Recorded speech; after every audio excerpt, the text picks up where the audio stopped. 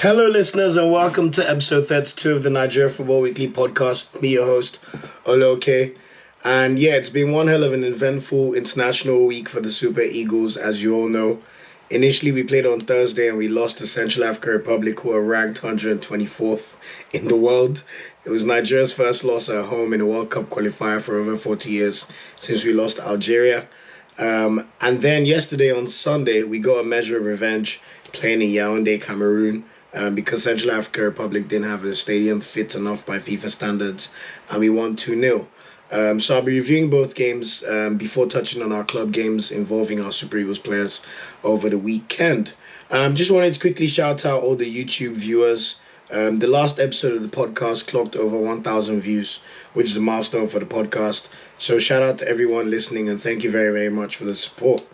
So yeah, where do I even begin? During the last episode of the podcast, I was there talking about how if we must get 6 points because that's the least we expected. But the reason why we all love football is because you can never say never until the game is actually played. Nothing is set in stone. And yes, indeed, Nigeria probably put on one of the worst performances I've ever seen by the Super Eagles on Thursday in a 1-0 loss at the Leon Balogun Stadium, courtesy of a 90th minute winner from a player called Namganda. He actually plays in the French 4th division, which just tells you how bad the loss was after a defensive mishap from Ekong and Balogun. So for that particular game, who started the game? The starting line was pretty much what I predicted, apart from a goalkeeper where Francis Zoho started the game. Apparently, Maduka Okoye had to miss his initial flight to the Super Eagles camp, so he was slightly late, and as a result, Zoho started the game. But everything else was as expected. Olaino started at right back. We played a 4-3-3. I know at right back, Jamilu Collins at left back, Ekong and Balogun in the center of defense, Franco Yeka partner Joaribo in the middle of the park. Chidirai GK started after his excellent display against Cape Verde on the left wing. Moses Simon started, Iheanacho played as a secondary striker, and Victor Osimhen started up top. How did this particular game go? To be honest, the first half was pretty much uneventful. It was one of the worst first half displays I've ever seen from the national team in a long time. I don't even think we had a single shot, if I'm not mistaken. It was just a mixture of just long balls being kicked straight to Osimhen to try and do whatever he could do with the balls, but there was not really a system in place or a structure or style of play to note of during that first half. So it was really, really bad. Kelechi Iheanacho got injured shortly before halftime in that first game, so Taiwo Awoniyi came on for him in the second half of the game. For the first 20 minutes of the second half or 30 minutes, we pretty much just toiled without any real efforts on goal, to be fair. Like, it was really, really bad, guys. Like, if you didn't watch the game, like, you didn't miss much, because it would have made you so angry. I remember thinking to myself, man, are we actually about to draw against Central African Republic? Little did I know what was about to come. In the 74th minute, we had a free kick, which was just poorly taken by Samuel Kalu after he came on to replace, I think it was Moses Simon. In the 78th minute, we then had Ahmed Musa come on to replace Joaribo. It wasn't Joaribo's best game for Nigeria, but to be fair, he kind of had to do it all in the middle of the park with Onyeka. This match showed how big of a miss Iwobi was as a creative outlet for the Super Eagles. Honestly, like, his miss was so glaring. It was so bad. And obviously, Ndidi is injured, so that was a big, big miss for the team. In the 84th minute, Victor Osimhen tried to just get shots off any way he could. So he had an effort which went wide of the post with his left foot after they threw the ball into Central African Republic's penalty box. And he swiveled and just hit that with his left foot, but to no avail. In the 88th minute, Osimhen also had a shot which hit the post. And then Samuel Kalu squared Awoniyi, who hit the ball, and it deflected off a Central African Republic defender. But to be honest, he should have scored. That was the one moment where I'll say, okay, we should have really scored a goal during the game. Central African Republic did not really offer anything going forward, to be fair, up until the 90th minute, where they had a long ball hoofed towards our defense. Balogun and Ekong both went for the same ball, which is very, very uncharacteristic. and Balogun tried to head the ball out towards the throw-in, but he inadvertently headed it towards what's his name, Namganda's leg, and it bounced off Namganda's leg, and next thing you know, he was one-on-one with Francis Zoho. And he slotted in coolly, to be fair, to the bottom left of the post to steal the 3 points for Central African Republic. So to say it was a shock would be even being nice. Like there was no human who conceived that Central African Republic could win this match, and you have to say Nigeria pretty much shot themselves in the foot with this loss. But like I said, it showed how much we missed Iwobi and Ndidi. But in terms of style of play, we didn't create anything clear-cut to really say we deserved to win this match. Impressive performances, I'll say the only people who came out of that game with any pat on the back were probably Victor Osimhen. He just told all game. He had to keep dropping back to get the ball just to try and create any chance, but it wasn't really happening for him. I thought Onyeka was decent as well. He pretty much had to control the midfield on his own because it wasn't Aribo's best game, as I already mentioned. In addition to Aribo, Ekong and Balogun had one of their not so good performances for the national team, considering how long they've played as a pair in the team. I think they've been playing for Nigeria for almost 7 years now as the starting centre-back pairing. So it was a very, very uncharacteristic error. Ola Aina didn't have a great game, and to be fair, he was subsequently dropped for the return leg. They kept delaying their crosses. Like when you know a team is going to just sit back and defend, you need to literally hit early crosses into the box. And I thought Aina's delivery was really, really poor during this game. Moses Simon was not able to bring his Ligue 1 form into the game either. He was really, really poor. I thought Jamilu Collins honestly had a shocker. Like he struggled badly. Just error strewn throughout the game. And of course, Jariba, as you've mentioned. But the good thing about the international break is this game was on Thursday and the return leg was on a Sunday. So we didn't have too long to stew over the annoyance of the loss because we knew, look, we're going to play these guys on Sunday in Yaoundé in Cameroon. And to be fair to the Super Eagles, yesterday they delivered. We beat Cape Verde 2-0. Leon Balogun actually put in one of his better performances for Nigeria. And he also scored his first goal for the national team. So talk about redemption there. And then Victor Osimhen scored his second goal of the World Cup qualifiers with a very, very well taken goal. In terms of the lineup, Grenaro switched to a back three. So Chidozie Awaziem came into the team to play alongside Ekong and Balogun. And then we kind of had wing backs with Jamilu Collins playing as a left wing back and Moses Simon kind of playing as a right wing back in this game. Onyeka and Aribo continued to start in the middle of the park, and then Aminu Musa came in for Chidera Ejuke, while Eanacho and Osimhen retained their places in the starting lineup. Musa kind of had a free role in this game. I'm not sure it necessarily suited him, but I'll let you guys be the judge of that. Innocent Bonke, Chidera Ejuke, and Omeru all came on as subs in this game. It was a shame that Calvin Bassey was not able to make his debut in either of those games. In terms of the performance, to be fair, the first half was still a struggle for us in terms of creating clear-cut chances right up until Leon Balogun scored his goal in the 29th minute. So it was after a free kick, they cleared the ball, and then I can't remember who played the ball into the box, but Osimhen and Balogun were able to beat the offside trap, and Balogun took a one-time volley, struck it quite nicely past the goalkeeper. And it was just amazing to see. Like, that's why we love football. Like, Leon Balogun was getting slaughtered on Thursday, and on Sunday he turned into a hero. So shout out to him. And in the 45th minute, just before halftime, Trustekong found himself in the box, and he laid off a very, very nice low cross into the danger zone of the six. And Osimhen made no mistake to score his 8th goal for the Super Eagles in only what was his 16th cap for the national team. Second half, we kind of toiled, but we had chances to score more goals, to be fair. In the 57th minute, Victor Osimhen could have doubled his tally. He rounded the keeper and tried to slot in the ball with his left foot, but a Central African Republic defender made a goal line clearance.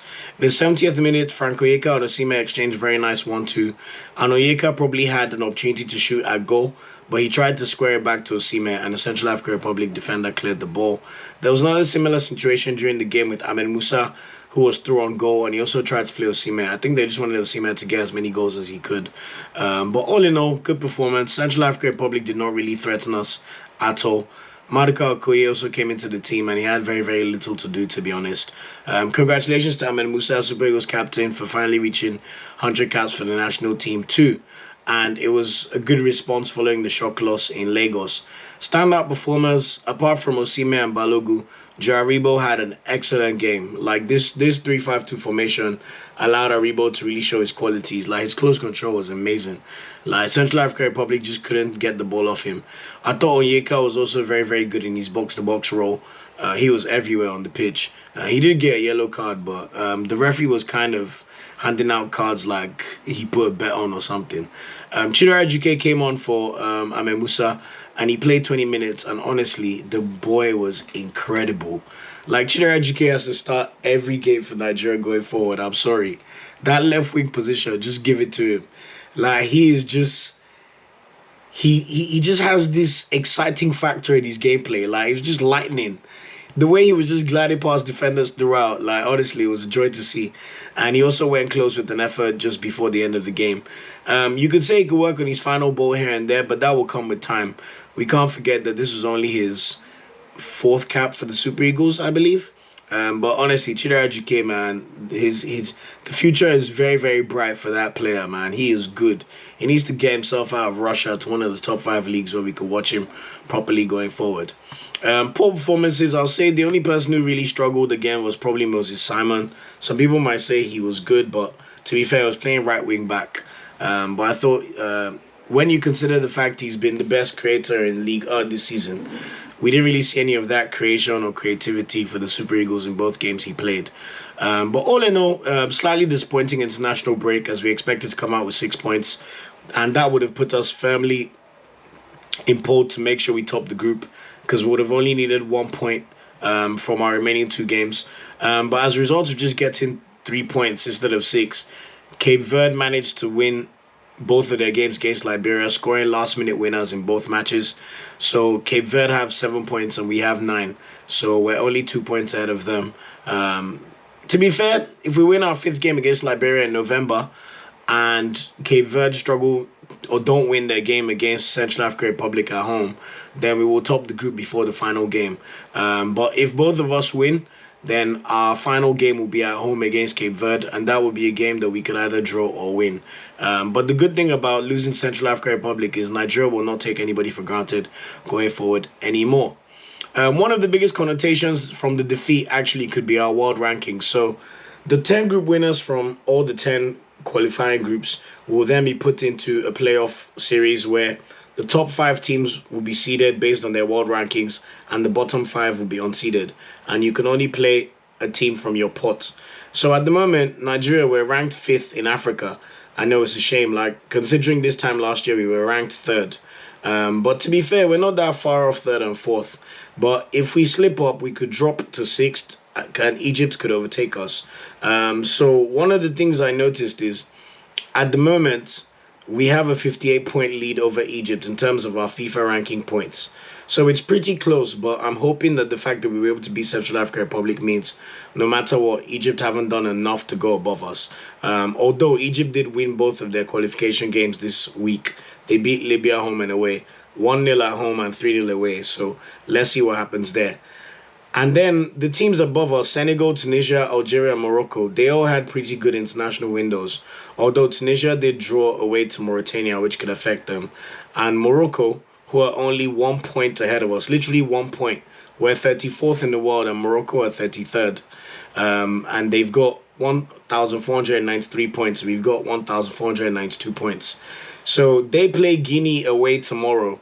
In a rescheduled game that they should have played earlier when there was a coup in Guinea. But if Guinea could do us a favor and either beat them or get a draw, then we should be fine in theory. We should remain in the top 5. But it's one thing to watch out for, guys, because if we end up dropping to 6th, that means we're either going to play Senegal, Tunisia, Algeria, Morocco, or Egypt for a place in the World Cup.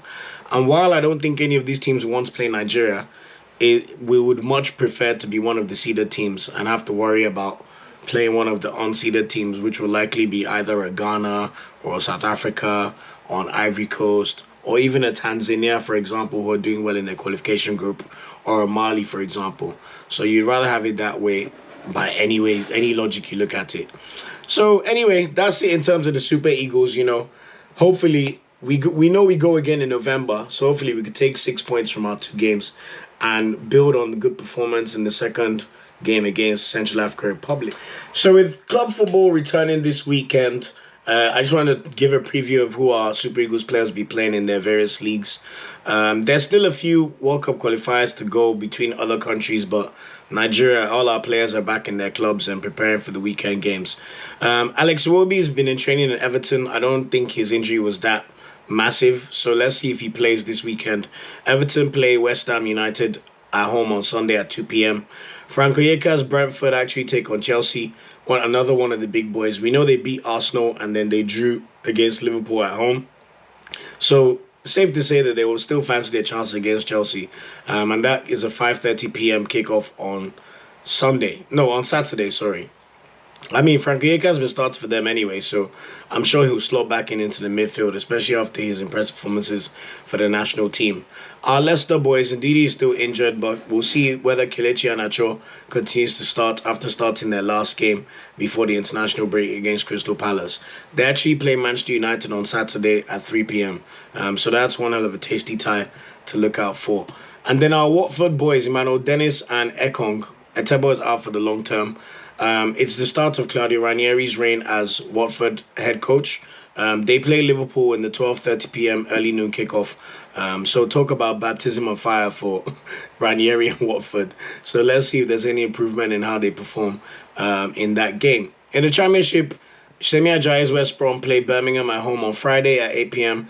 They're currently second, so they'll be looking to consolidate their spot in the top of the Championship. Tom Delebashu and Ovie Ejaria at Reading. They play Barnsley at home at 3 p.m. on Saturday. In Serie A, we've got a clash between Victor Osimhen and Ola Aina. Napoli take on Torino on Sunday at 5 p.m. Napoli are the home team, so they'll be looking to make it 8 wins from 8 in Serie A so far. They're looking really, really good. Victor Osimhen was also named as the Serie A Player of the Month. So congratulations to him. I mean, he's just our star boy, man. We just want him to keep doing well, man. He just makes me so happy. And he brings that pride in the national team that you want to see. Kingsley Michaels, Bologna are also playing Udinese away on Sunday. So let's see if he's back fit because he's been injured since the last international break. Isaac's success at Udinese, he's also been injured and yet to make his debut for Udinese. So let's see if he's back fit for that game against Bologna away. David Okereke and Tyrone Ebuehi's Venezia play Fiorentina away on Monday night. So that'll be another tough game for them. But they've been looking slightly better compared to how they've looked during their first few games of the season. And then Simino Anko and Joel Obi Salernitana are away to Spezia on Saturday at 2 p.m. In the Bundesliga, we're hoping Taiwo Awoniyi continues great form to the season. Union Berlin host Wolfsburg at home on Saturday and 2:30 p.m. kickoff. So let's see if he can kick on with his goal scoring. As I mentioned previously, he's only behind Erling Haaland and Lewandowski. So he's in great company there. And he's also just made his international debut for Nigeria. So he must be feeling confident and just thinking, look, I need to consolidate my place. Maybe I could even break into the AFCON squad for January. Kevin Agboguma did not play for Nigeria in any of our 2 games. But his Hoffenheim team, they don't have it easy at all. They play Bayern Munich away on Saturday at 2:30 p.m. And then Dixon Abiyama at Greater Fürth. His team play fellow newly promoted Bochum at home on Saturday. So hopefully he can finally get his first Bundesliga goal of the season. In Ligue 1, Terremofi's Lorient are away to Marseille in one of the big games of the weekend calendar in France. It's 7:45 p.m. kickoff on Sunday. And then we've also got fellow Nigerians facing off against each other with Samuel Kalu's Bordeaux hosting Moses Simon's Nantes on Sunday at 2 p.m. So hopefully we can see Moses Simon continue his excellent form for his club. Samuel Kalu's been on the bench recently, but let's see if he can start for his club.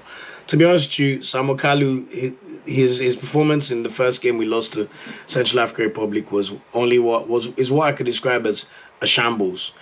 To be honest, he should not be in the Nigerian national team right now, with all due respect. Like, I mean no harm. When you have people like Osai Samuel and you expect Chukwueze to come back from his injury, so I think Samuel Kalu's days in the national team are numbered, to be honest with you.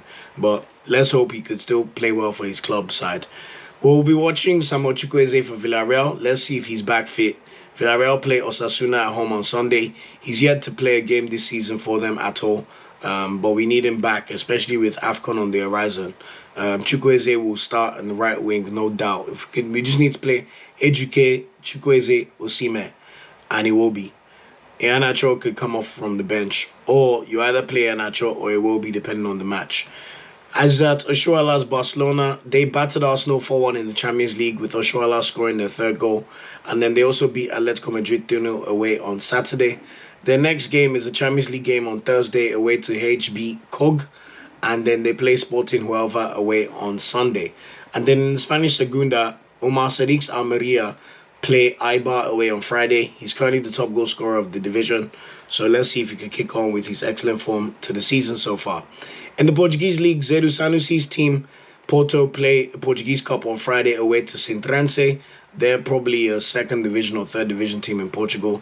So hopefully Conceição has some mercy on him and gives him some game time, because Lord knows he needs it. Like, he's lost his place in the Super Eagles team as well. In the Dutch Eredivisie, Marca Okoye Sparta Rotterdam play Groningen at home on Sunday in the 1:30 p.m. kickoff. So hopefully he could kick off. He could continue his great form. He's kept a clean sheet with Nigeria. And in their last game before the international break, he made 9 saves against PSV Eindhoven.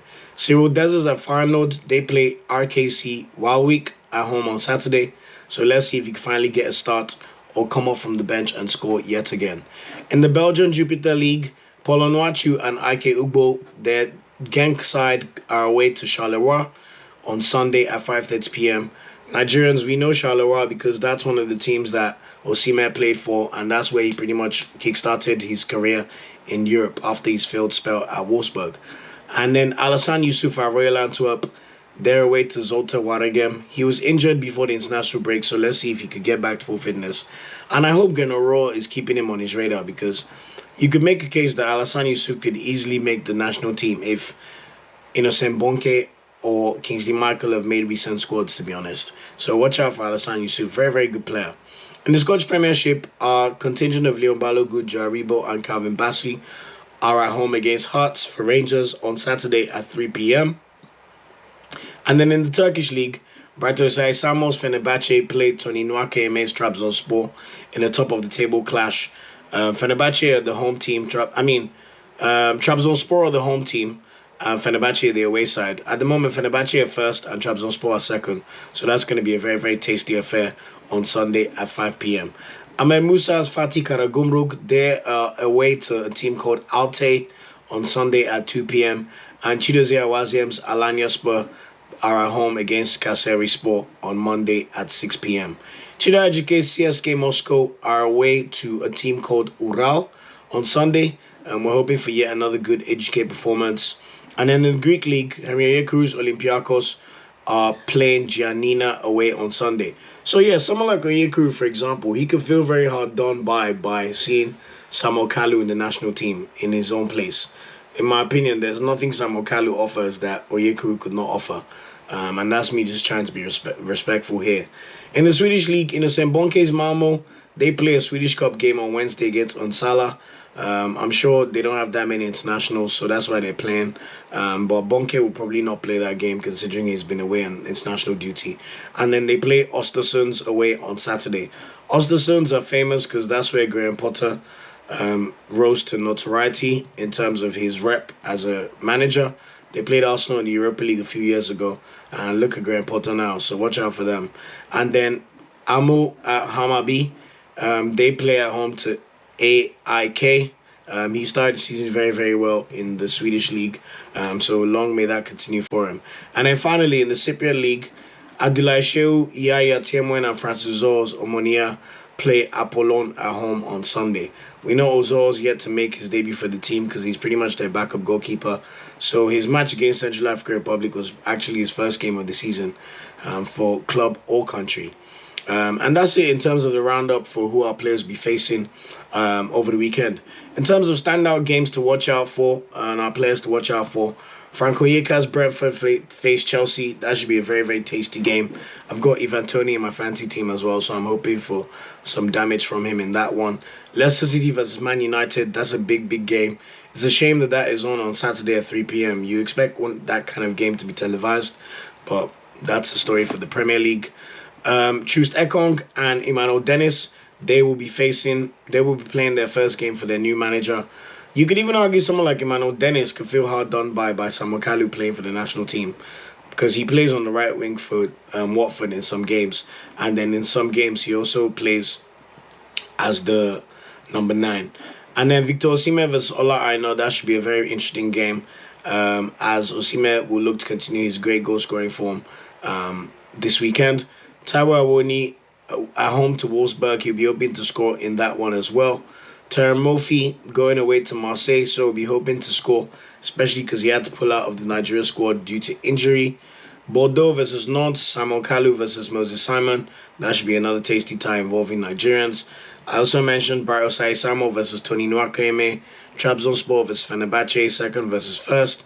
And then also Chiro Educate, after his dazzling form, we just want to keep an eye out on how he's performing for his club away against Ural. So that's it for this episode of the podcast. Thanks again for listening. I appreciate every single listener. Please remember to spread the word and follow us on our social media channels, on Twitter at NFWPOD, on Instagram at Nigeria Football Weekly, and on Facebook at facebook.com/Nigeria Football Weekly. You can also watch us on YouTube. Subscribe to our channel. It's called the Nigeria Football Weekly. And once again, thanks to every single listener who's been viewing us on that platform, considering we hit 1,000 viewers last week. Long may that continue. And I'm always here for any feedback or advice. You can also email us. Our email is nigeriafootballweekly@gmail.com. Thanks again for listening. And we'll be reviewing how our players go in their games this weekend next week. Peace out. Thanks for watching this video. Please like, share, subscribe, and click the bell to get a notification whenever we drop a video. You can also find our social media channels listed below. And of course, up Super Eagles and Nigeria no dey ever carry last.